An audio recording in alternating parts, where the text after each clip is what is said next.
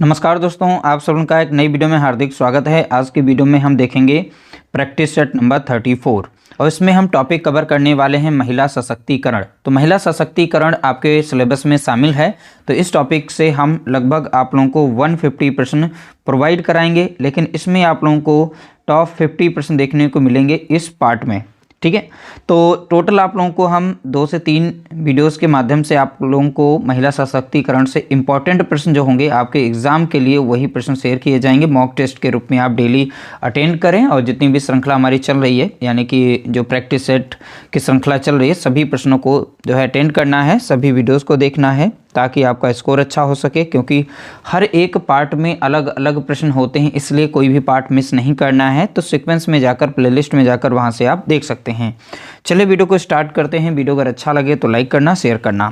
देखिए, पहला प्रश्न दिया गया है, अंतर्राष्ट्रीय महिला दिवस कब मनाया जाता है? तो आपको बताना है इन 4 ऑप्शंस में से अंतर्राष्ट्रीय महिला दिवस कब मनाया जाता है। प्रश्न संख्या 1 का राइट आंसर आप बताएंगे। देखिए, यहाँ पर 1 का अगर राइट आंसर देखें तो इसका राइट आंसर हो जाएगा ऑप्शन बी, प्रतिवर्ष 8 मार्च को अंतर्राष्ट्रीय महिला दिवस के रूप में मनाया जाता है। तो 8 मार्च को अंतर्राष्ट्रीय महिला दिवस के रूप में मनाया जाता है। अगला प्रश्न देखेंगे, प्रश्न संख्या है 2। भारत में बेटी बचाओ बेटी पढ़ाओ योजना किस वर्ष शुरू की गई थी? तो आपको बताना है भारत में बेटी बचाओ बेटी पढ़ाओ योजना किस वर्ष शुरू की गई थी। प्रश्न संख्या 2 का राइट आंसर आप बताएंगे। देखिए, यहाँ पर 2 का राइट आंसर अगर देखें तो ऑप्शन बी हो जाएगा, 2015 में यह योजना शुरू की गई थी। तो भारत में बेटी बचाओ बेटी पढ़ाओ योजना किस वर्ष शुरू की गई? तो आप बताएंगे 2015 में। अगला प्रश्न देखेंगे, प्रश्न संख्या 3। संयुक्त राष्ट्र महिला की स्थापना किस वर्ष हुई थी? अगर इंग्लिश में देता है यूएन वुमेन, ठीक है, इसको याद रखिएगा, वरना हिंदी में आएगा संयुक्त राष्ट्र महिला की स्थापना किस वर्ष हुई थी। प्रश्न संख्या 3 का राइट आंसर आप बताएंगे। देखिए, यहाँ पर 3 का राइट आंसर हो जाएगा ऑप्शन बी हो जाएगा, 2010। ठीक है, संयुक्त राष्ट्र महिला की स्थापना किस वर्ष हुई थी?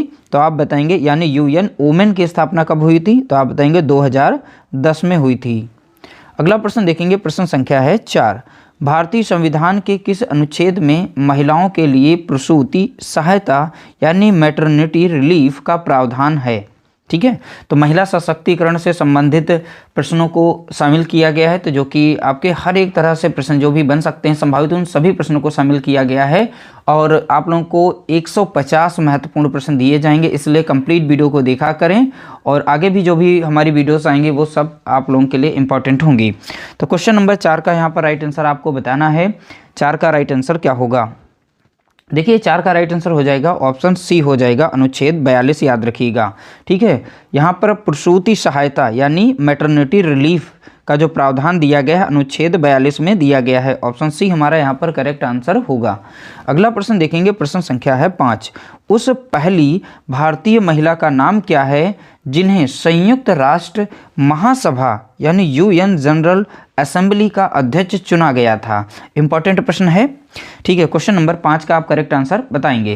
देखिए, यहाँ पर 5 का अगर राइट आंसर देखें तो ऑप्शन सी हो जाएगा, विजय लक्ष्मी पंडित। ठीक है, राइट आंसर क्या हो जाएगा? तो विजय लक्ष्मी पंडित।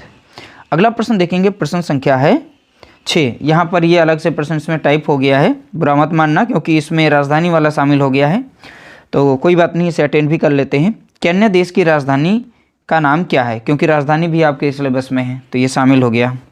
ठीक है, केन्या देश की राजधानी का नाम क्या है? क्वेश्चन नंबर 6 का राइट आंसर आप बताएंगे। तो केन्या देश की राजधानी का नाम क्या है? तो आप बताएंगे ऑप्शन सी, नैरोबी। तो केन्या की राजधानी का नाम तो आप बताएंगे नैरोबी।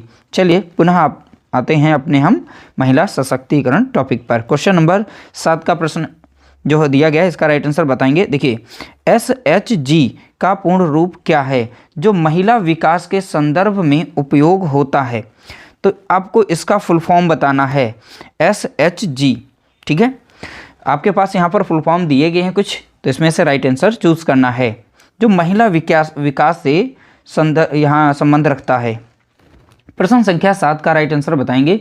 देखिए, 7 का right answer option B, self help group. तो सेल्फ हेल्प ग्रुप SHG का पूर्ण रूप याद रखिएगा, महिला सशक्तिकरण से संबंधित है, तो यहाँ पर यह फुल फॉर्म भी याद रखना है। अगला प्रश्न देखेंगे, प्रश्न संख्या है 8। कौन सा संगठन वैश्विक स्तर पर लैंगिक समानता को बढ़ावा देता है? ठीक है, कौन सा संगठन वैश्विक स्तर पर लैंगिक समानता को बढ़ावा देता है? क्वेश्चन नंबर 8 का करेक्ट आंसर बताएंगे। देखिए 8 का राइट आंसर यहाँ पर हो जाएगा ऑप्शन सी हो जाएगा, यूएन वुमेन। अभी हमने ऊपर एक प्रश्न इस पर बनाया था, ठीक है, तो यूएन वुमेन यहाँ पर करेक्ट आंसर हो जाएगा। अगला प्रश्न देखेंगे, प्रश्न संख्या है 9। भारत की पहली महिला प्रधानमंत्री कौन थी? तो आपको बताना है भारत की पहली महिला प्रधानमंत्री कौन थी। प्रश्न संख्या 9 का करेक्ट आंसर आप बताएंगे। देखिए 9 का यहाँ पर राइट आंसर हो जाएगा ऑप्शन बी, इंदिरा गांधी। ठीक है, राइट आंसर क्या हो जाएगा? तो आप बताएंगे ऑप्शन बी। अगला प्रश्न देखेंगे, प्रश्न संख्या है 10। बेटी बचाओ बेटी पढ़ाओ योजना का प्राथमिक उद्देश्य क्या है? देखिए प्राथमिक उद्देश्य क्या रखा गया था, क्या उद्देश्य था इसका? ठीक है, बेटी बचाओ बेटी पढ़ाओ योजना का प्राथमिक उद्देश्य क्या है? इन 4 में से आप करेक्ट आंसर बताएंगे। प्रश्न संख्या 10 का यहाँ पर राइट आंसर अगर देखें ऑप्शन बी हो जाएगा, कन्या भ्रूण हत्या को रोकना और शिक्षा को बढ़ावा देना। ठीक है, तो बेटी बचाओ बेटी पढ़ाओ का प्राथमिक उद्देश्य क्या था? कन्या भ्रूण हत्या को रोकना और शिक्षा को बढ़ावा देना। अगला प्रश्न देखेंगे, प्रश्न संख्या है 11। भारत में घरेलू हिंसा से महिलाओं के संरक्षण हेतु कौन सा कानूनी उपाय है? तो आपको बताना है इनमें कौन सा कानूनी उपाय है। प्रश्न को अच्छे से पढ़िएगा। भारत में घरेलू हिंसा से महिलाओं के संरक्षण हेतु कौन सा कानूनी उपाय है? प्रश्न संख्या 11 का राइट आंसर आप बताएंगे। देखिए 11 का राइट आंसर है ऑप्शन सी, घरेलू हिंसा अधिनियम 2005। ठीक है, करेक्ट आंसर क्या हो जाएगा? ऑप्शन सी हमारा यहाँ पर करेक्ट आंसर हो जाएगा। अगला प्रश्न देखेंगे, प्रश्न संख्या है 12। देखिए महिला सशक्तिकरण का प्राथमिक लक्ष्य क्या है? तो आपको बताना है महिला सशक्तिकरण का प्राथमिक लक्ष्य क्या है। प्रश्न संख्या 12 का राइट आंसर आप बताएंगे। देखिए 12 का राइट आंसर हो जाएगा ऑप्शन सी, लैंगिक समानता को बढ़ावा देना। ठीक है, तो लैंगिक समानता को बढ़ावा देना यह प्राथमिक लक्ष्य रखा गया। अगला प्रश्न देखेंगे, प्रश्न संख्या 13। मिशन शक्ति नामक व्यापक योजना किस मंत्रालय द्वारा लागू की गई? तो आपको बताना है मिशन शक्ति नामक व्यापक योजना यानी मिशन शक्ति योजना किस मंत्रालय द्वारा लागू की गई। प्रश्न संख्या 13 का राइट आंसर आप बताएंगे। देखिए 13 का राइट आंसर हो जाएगा ऑप्शन सी, महिला एवं बाल विकास मंत्रालय के द्वारा। किसके द्वारा? महिला एवं बाल विकास मंत्रालय के द्वारा। अगला प्रश्न देखेंगे, प्रश्न संख्या है 14। वन स्टॉप सेंटर योजना का उद्देश्य क्या है? देखिए वन स्टॉप सेंटर योजना का उद्देश्य क्या है? 4 ऑप्शन दिए गए, इसमें से करेक्ट आप आंसर बताएंगे। प्रश्न संख्या 14 का राइट आंसर हो जाएगा ऑप्शन बी, हिंसा का सामना कर रही महिलाओं को एकीकृत सहायता और समर्थन प्रदान करना। ठीक है, इस सेंटेंस को बहुत ही अच्छे से पढ़ लीजिएगा। वन स्टॉप सेंटर योजना का उद्देश्य यहाँ पर दिया गया है हिंसा का सामना कर रही महिलाओं को एकीकृत सहायता और समर्थन प्रदान करना। अगला प्रश्न देखेंगे, प्रश्न संख्या है 15। भारत सरकार ने किस वर्ष को महिला सशक्तिकरण वर्ष यानी स्वशक्ति घोषित किया था? तो आपको यहाँ पर राइट आंसर बताना है इसका। भारत सरकार ने किस वर्ष को महिला सशक्तिकरण वर्ष घोषित किया था? प्रश्न संख्या 15 का राइट आंसर आप बताएंगे। देखिए 15 का राइट आंसर हो जाएगा ऑप्शन बी, 2001 को। ठीक है, यहाँ पर राइट आंसर क्या होगा? तो आप बताएंगे 2001। अगला प्रश्न देखेंगे, प्रश्न संख्या दिया गया यहाँ पर है 16। सुकन्या समृद्धि योजना का उद्देश्य क्या है? तो आपको बताना है सुकन्या समृद्धि योजना का उद्देश्य क्या है। 16 का राइट आंसर यहाँ पर बताना है। देखिए 16 का राइट आंसर हो जाएगा ऑप्शन बी, लड़कियों के शैक्षिक अवसरों और वित्तीय सुरक्षा को सपोर्ट करना। ठीक है, सुकन्या समृद्धि योजना का उद्देश्य क्या है? तो आप बताएंगे लड़कियों के शैक्षिक अवसरों और वित्तीय सुरक्षा को सपोर्ट करना, ये इसका उद्देश्य था। अगला प्रश्न देखेंगे, प्रश्न संख्या है 17। परमाणु के भीतर न्यूट्रॉन की खोज किसने की? यहाँ पर ये साइंस से प्रश्न में शामिल किया गया, यानी टाइपिस्ट ने शामिल कर दिया। कोई बात नहीं, इसे भी अटेंड कर लेंगे। ठीक है, परमाणु के भीतर न्यूट्रॉन की खोज किसने की थी? प्रश्न संख्या 17 का राइट आंसर आप बताएंगे। देखिए 17 का राइट आंसर हो जाएगा ऑप्शन सी, जेम्स चैडविक ने। तो परमाणु के भीतर जो न्यूट्रॉन होता है इसकी खोज किसके द्वारा की गई, तो आप बताएंगे जेम्स चैडविक के द्वारा की गई। अगला प्रश्न देखेंगे, प्रश्न संख्या है यहाँ पर 18। इंपॉर्टेंट प्रश्न है इसलिए इसको शामिल किया गया, हिंदी और इंग्लिश में ऑप्शंस भी रखे गए हैं। देखिए यहाँ पर स्टेप है, तो स्टेप की स्पेलिंग यहाँ पर लिखी गई है योजना। योजना का पूर्ण रूप क्या है, तो स्टेप एक योजना है। तो अब इसका देखिए हमें पूर्ण रूप यानी विस्तारित रूप बताना है हमें, ठीक है। इसमें स्टेप का फुल फॉर्म क्या हो सकता है, इंपॉर्टेंट प्रश्न है, किसी भी प्रश्न को नहीं छोड़ना है, आप यहाँ पर जरूर अटेंड करेंगे। प्रश्न संख्या 18 का राइट आंसर देखेंगे।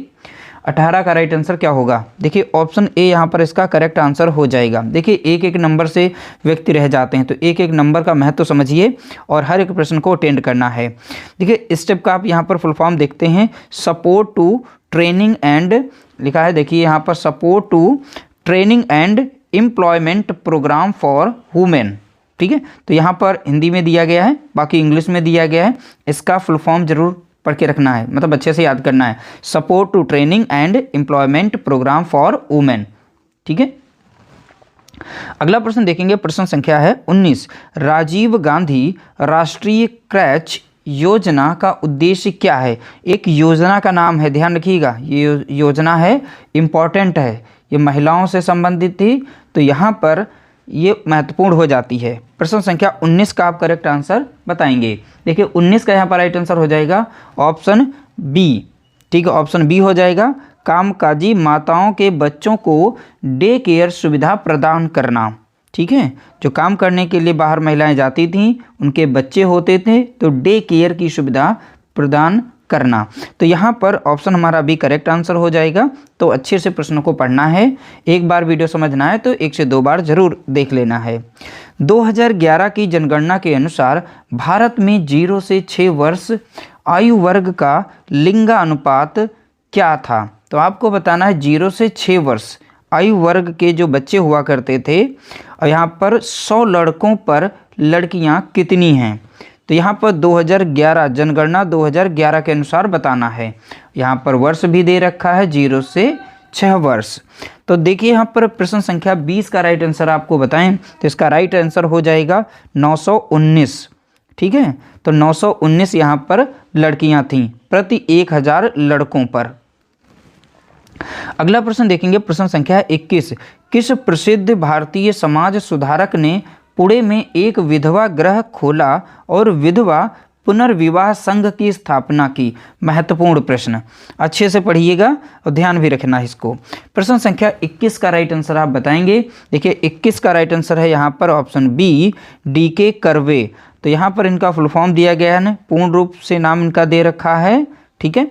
बाकी यहाँ शॉर्ट फॉर्म में लिखा गया है डीके कर्वे। इंपॉर्टेंट प्रश्न था, तो इसको अच्छे से तैयार रखना है। अगला प्रश्न देखेंगे, प्रश्न संख्या है 22। चिपको आंदोलन की शुरुआत उत्तराखंड में किसने की थी।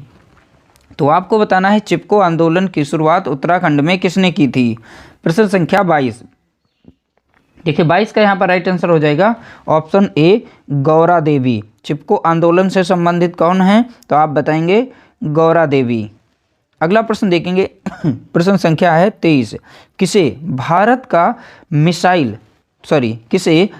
की मिसाइल महिला के नाम से जाना जाता है। तो आप देखिए, तो मिसाइल वुमेन ऑफ इंडिया के नाम से कौन है इसमें से जानी जाती हैं। इंपॉर्टेंट प्रश्न है, ठीक है।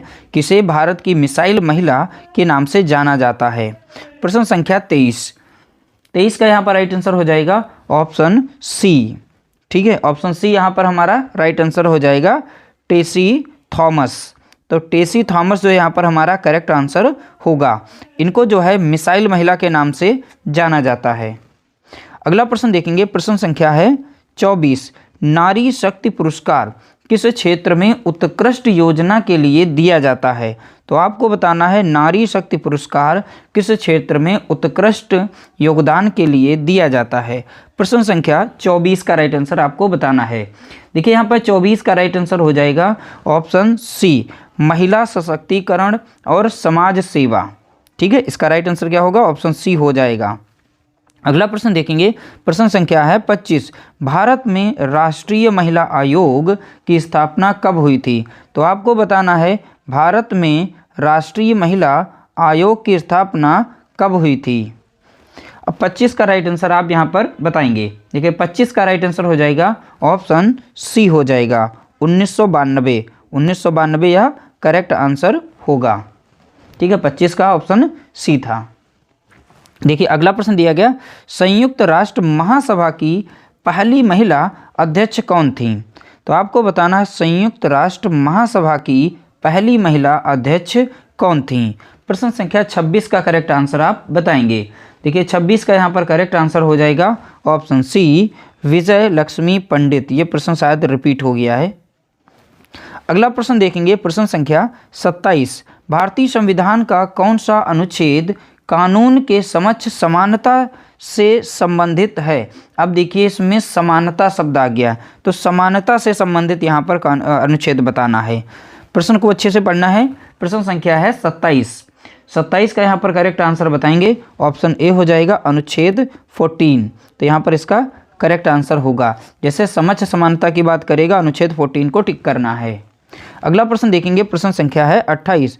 उस पहली भारतीय महिला अंतरिक्ष यात्री का नाम बताइए। अब नाम दे दिया गया पहली भारतीय महिला अंतरिक्ष यात्री।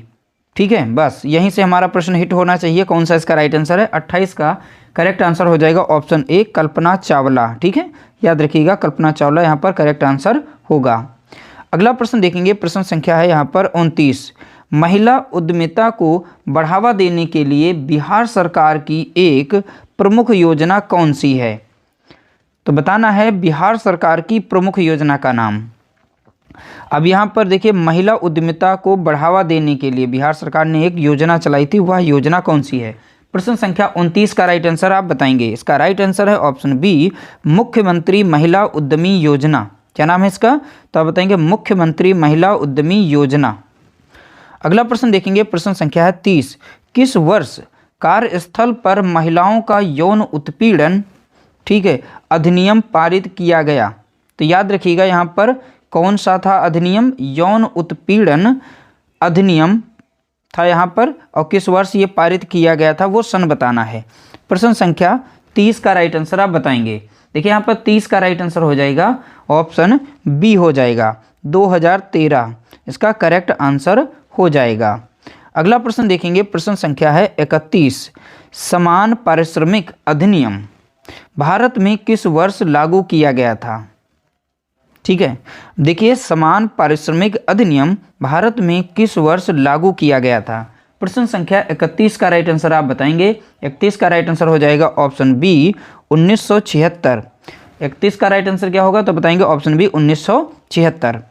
अगला प्रश्न देखेंगे, प्रश्न संख्या 32। किस भारतीय महिला समाज सुधारक को नारी शक्ति की प्रतीक और महिला सशक्तिकरण की अग्रदूत माना जाता है? किस भारतीय महिला समाज सुधारक को, ध्यान रखिएगा यहाँ पर नाम बताना है, नारी शक्ति की प्रतीक और महिला सशक्तिकरण की अग्रदूत के रूप में माना जाता है? प्रश्न संख्या 32 का करेक्ट आंसर आप बताएंगे। 32 का राइट आंसर हो जाएगा ऑप्शन ए सावित्रीबाई फुले यहाँ पर करेक्ट आंसर हो जाएगा। इंपॉर्टेंट प्रश्न है, बहुत ही ज़्यादा महत्वपूर्ण है। दोस्तों अगर वीडियो अच्छी लग रही हो प्लीज़ वीडियो को लाइक जरूर करना है, इससे आप हमें एक मोटिवेशन मिलता है, हम भी एक अच्छे से अच्छे सिलेक्शन करते हैं, आप लोगों के लिए मेहनत करते हैं। और देखिए यहाँ पर एकदम सटीक ही प्रश्न लेकर आते हैं ताकि कम समय के अंदर आप ज़्यादा से ज़्यादा प्रश्न जो हैं अटेंड कर सकें और अपना स्कोर अच्छा कर सकें। ठीक है, स्व सहायता समूह, याद रखिएगा स्व सहायता समूह महिलाओं को किस प्रकार सशक्त बनाने में मदद करते हैं? ठीक है, तो यहाँ पर 4 ऑप्शन में से करेक्ट आंसर बताना है। ये महत्वपूर्ण प्रश्न होते हैं, सभी प्रश्नों को अटेंड करना होता है। प्रश्न संख्या 33 का करेक्ट आंसर अगर देखें तो ऑप्शन सी हो जाएगा आर्थिक रूप से आत्मनिर्भर बनाकर। कैसे? तो आप बताएंगे आर्थिक रूप से आत्मनिर्भर बना करके। अगला प्रश्न देखेंगे, प्रश्न संख्या है 34। वन स्टॉप सेंटर योजना को और किस नाम से जाना जाता है? देखिए योजना है जिसका नाम है वन स्टॉप सेंटर, योजना को किस अन्य नाम से जाना जाता है? इंपॉर्टेंट प्रश्न है। प्रश्न संख्या 34 का यहाँ पर करेक्ट आंसर अगर देखें तो ऑप्शन ए हो जाएगा सखी के नाम से जाना जाता है। सखी योजना, ठीक है। तो सखी के नाम से जाना जाता है, इंपॉर्टेंट है तो इसलिए ध्यान दीजिएगा। तो आप सखी की बात करेगा तो वन स्टॉप सेंटर योजना की बात हो रही है, ऐसा समझिएगा यहाँ पर। अगला प्रश्न देखेंगे, प्रश्न संख्या है 35। राष्ट्रीय परिवार स्वास्थ्य सर्वेक्षण 5 के अनुसार भारत का लिंगानुपात प्रति 1000 पुरुषों पर महिलाएं कितना हो गया है। तो बताना है प्रति 1000 पुरुषों पर महिलाओं की संख्या बतानी है। तो किसके अनुसार बतानी है, तो यहाँ पर राष्ट्रीय परिवार स्वास्थ्य सर्वेक्षण 5 के अनुसार बताना है। तो यहाँ पर ऐसा प्रश्न दिया जाएगा, इंपॉर्टेंट है। तो यहाँ पर शॉर्ट फॉर्म में अगर देगा तो इस तरीके से दे देगा। तो इसमें आपको 1000 पुरुषों पर महिलाओं की संख्या बतानी होगी। तो प्रश्न संख्या 35 ये बहुत ही ज़्यादा महत्वपूर्ण है, याद रखिएगा। 35 का राइट आंसर हो जाएगा ऑप्शन सी 1020 है। कितना है, तो आप बताएंगे 1020। अगला प्रश्न देखेंगे, प्रश्न संख्या 36। कौन सी योजना महिलाओं को उद्यमिता और स्वरोजगार के लिए वित्तीय सहायता प्रदान करती है। तो कौन सी योजना महिलाओं को उद्यमिता और स्वरोजगार के लिए वित्तीय सहायता प्रदान करती है। प्रश्न संख्या 36 का राइट आंसर आपको बताना है। देखिए 36 का यहाँ पर करेक्ट आंसर अगर देखें तो ऑप्शन सी हो जाएगा। तो इसका यहाँ पर देखेंगे नाम, देखिए स्टैंड अप इंडिया योजना। क्या नाम है इसका योजना का, तो बताएंगे स्टैंड अप इंडिया योजना। इसमें महिलाएं शामिल हैं, ठीक है।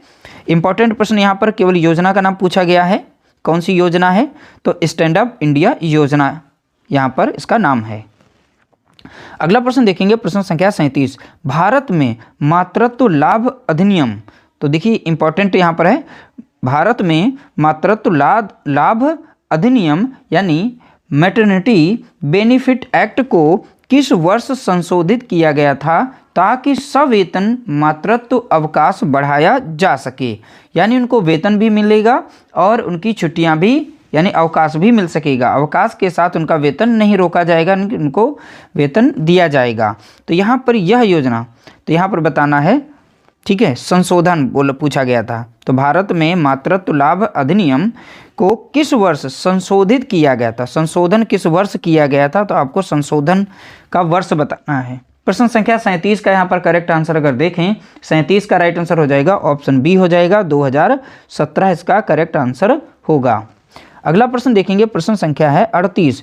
प्रधानमंत्री उज्ज्वला योजना मुख्य रूप से किसके लिए है। तो मुख्य रूप से किसके लिए यह योजना है, तो आपको बताना है। 38 का यहाँ पर राइट आंसर अगर देखें, 38 का राइट आंसर हो जाएगा ऑप्शन ए हो जाएगा, गरीब महिलाओं को मुफ्त एलपीजी गैस कनेक्शन प्रदान करना, ठीक है।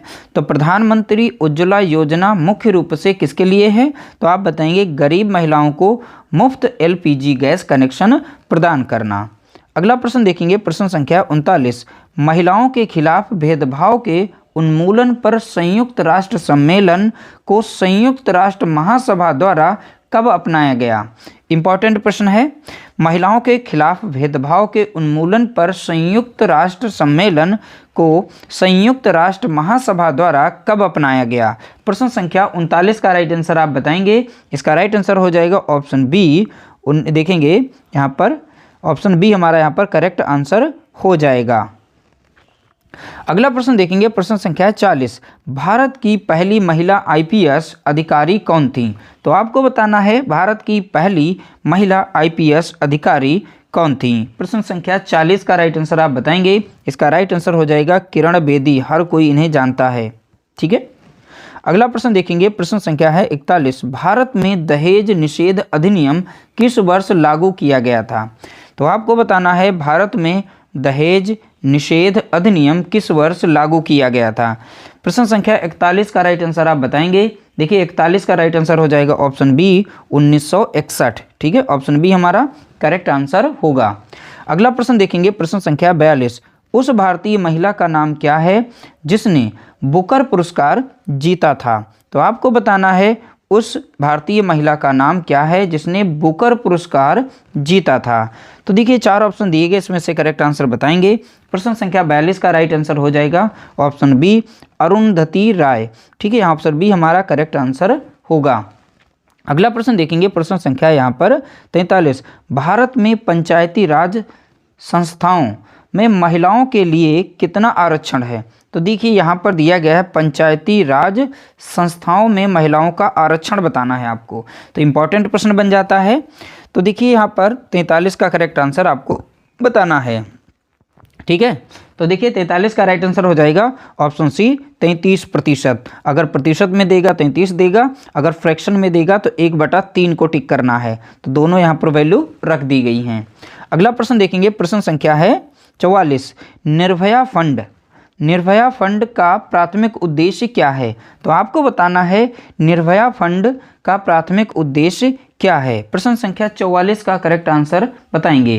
देखिए 44 का राइट आंसर है ऑप्शन सी, महिलाओं की सुरक्षा और संरक्षा के लिए पहल का समर्थन करना। ठीक है, तो ये प्राथमिक उद्देश्य था, महिलाओं की सुरक्षा और संरक्षा के लिए पहल का समर्थन करना। अगला प्रश्न देखेंगे, प्रश्न संख्या 45। महिला ई हॉट, देखिए यहाँ पर लिख दिया गया महिला ई हॉट पहल किसके द्वारा शुरू की गई थी? तो आपको बताना है महिला ई हॉट, ठीक, ई हार्ट पहल किसके द्वारा की गई थी? तो प्रश्न संख्या 45 का करेक्ट आंसर आपको बताना है। तो 45 का यहाँ पर राइट आंसर हो जाएगा ऑप्शन बी, महिला एवं बाल विकास मंत्रालय। तो देखिए पहल किसके द्वारा शुरू की गई? तो आप बताएंगे महिला एवं बाल विकास मंत्रालय के द्वारा। अगला प्रश्न देखेंगे, प्रश्न संख्या है यहाँ पर 46। राष्ट्रीय बालिका दिवस भारत में कब मनाया जाता है? तो आपको बताना है राष्ट्रीय बालिका दिवस भारत में कब मनाया जाता है। प्रश्न संख्या 46 का करेक्ट आंसर आपको बताना है। देखिए इसका राइट आंसर हो जाएगा 24 जनवरी। तो 24 जनवरी करेक्ट आंसर होगा।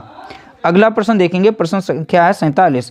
महिलाओं के खिलाफ किसी भी प्रकार के भेदभाव को समाप्त करने के लिए भारत में कौन सा संवैधानिक प्रावधान है? ठीक है, तो बोला गया यहाँ पर अच्छे से प्रश्न को पढ़ना है। महिलाओं के खिलाफ किसी भी प्रकार के भेदभाव को समाप्त करने के लिए भारत में कौन सा संवैधानिक प्रावधान है?